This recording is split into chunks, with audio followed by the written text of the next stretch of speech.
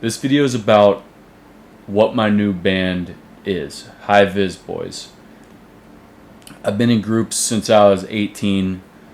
I come from more of like a hip-hop soundtrack production background, but that is very much not what High Vis Boys is.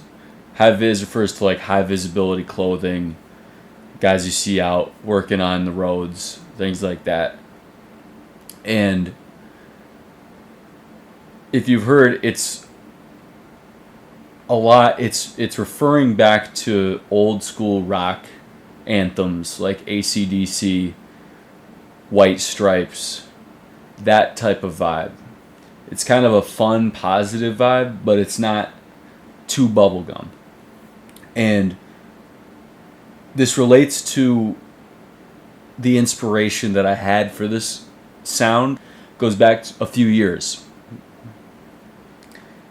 I was in a place creatively where I didn't know where I wanted to go.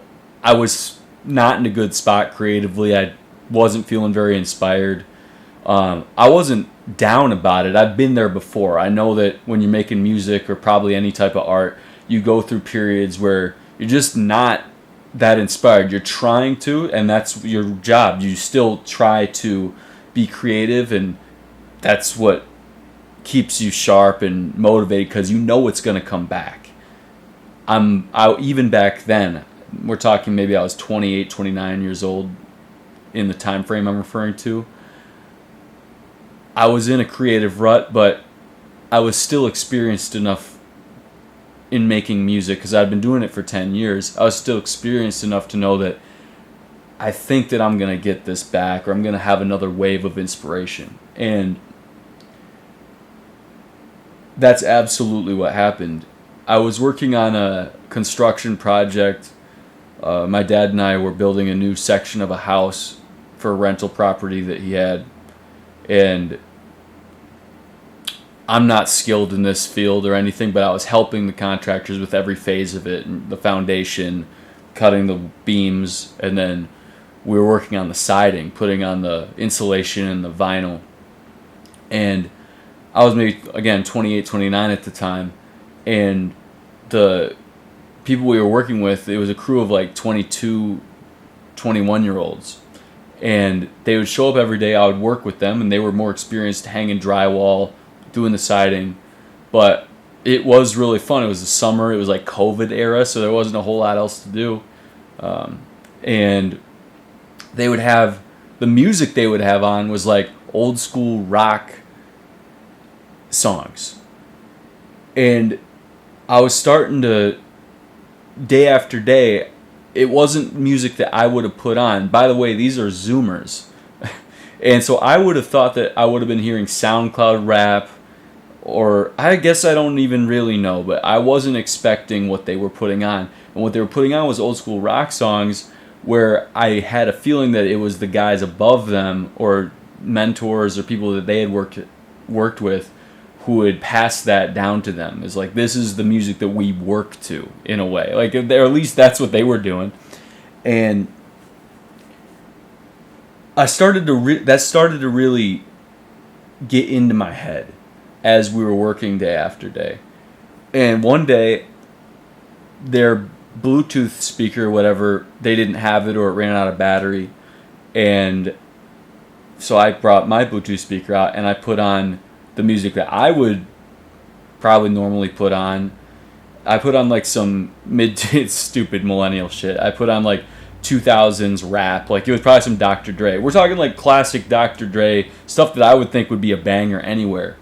And it brought the vibe significantly down. And it was extremely surprising to me.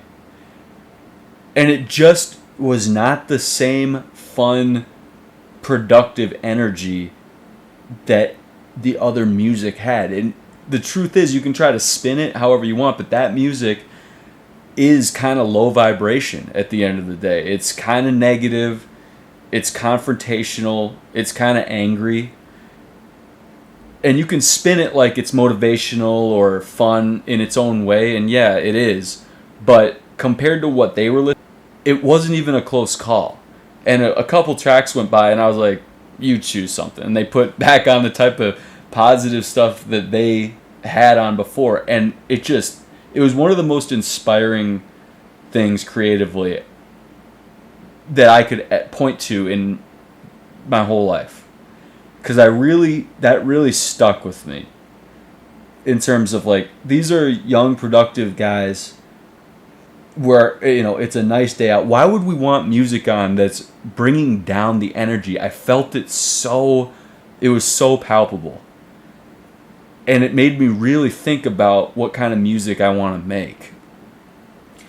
And on the other end of the spectrum, what I do not want to make is like Post Malone, really airy, bubblegum, kind of has no grit to it type of music, which is fine if that's what he's doing. It's just that's not what I'm going. What they were listening to was different. It wasn't like that. And that's what I'm trying to go for with Vis Boys. My friend Brandon got back to Michigan, and he was a really good guitar player, and I started messing around on some of the tracks that I had, drum tracks. I come from like a rap soundtrack production background. He started putting some guitar on it, and it started sounding like some of those songs that those guys had been listening to, those old school rock American songs. And that's when I started to get a creative vision again. I started to actually have a creative vision. And I've been there before, and again with this group Vis Boys, I feel like I'm there again, because it's coming from a solid foundation, at least to me. It doesn't have to be for anyone else, but for me as the person making it, I have to be motivated. And I'm motivated when I have a good vision. And to me, one of the last great rock bands, probably the last great rock band in my brain, is White Stripes. And not only sonically, but in terms of the vibe, the vision, the imagery, and definitely the sound and the cultural impact. To me, that's the last one. If I mention it to somebody, they know what I'm talking about. And Jack White went on to do other bands and I like his other songs that he's done, some of them, but to me, Meg White was at least 50% of that energy. And a lot of people diss on Meg White, and I've got a big reason why I really love Meg White and why she's the best. But that's for a different video. But the White Stripes, to me, is the last great American rock band. There's a lot of great ones after that, but from a cultural impact standpoint, to me, that's the last big landmark. To me, the White Stripes was at the forefront of pushing the sonic creative energy of rock and where it could go. A lot of rock music had come to dead ends, like grunge, and then like the Linkin Park era, which I love those eras. Linkin Park was probably one of the first bands I bought their CDs. But I really have a strong feeling that the White Stripes left off on a tangent that had a future to it. And when I hear the music that those Vis Boys, those construction workers, those guys listen to, that goes back decades to different eras, to me, there's a through line there. Going probably back, one of my first favorite bands, like old school bands, of the Temptations, but where we're going back to is probably more like the AC/DC 70s era. But again, there's a straight lineage through to like White Stripes, and again, there's other bands, but Vis Boys is trying to be, we just do our best. We take inspiration from that lineage. That's where I'm coming from. That's what makes me excited, is that direction. So I'm excited to share some of the music with you. And we've got a bunch out already. It's kind of ranges from folk to country to rock. It's kind of a mixture of all that. But there's some underlying principles in there that go back to that high visibility, working outside, going to the bar. It is a little reckless. That's part of it. That's part of the American culture of it as well. Working culture. That's what it is. You are having fun and drinking and not getting too caught up in thinking too hard. And that's part of what it is too. So yeah, it is a little bit reckless, and that's okay. That's fun. So I'm excited to talk a little bit more about it. And I like it talking about the vision. You don't have to know about the vision either. That's completely fine.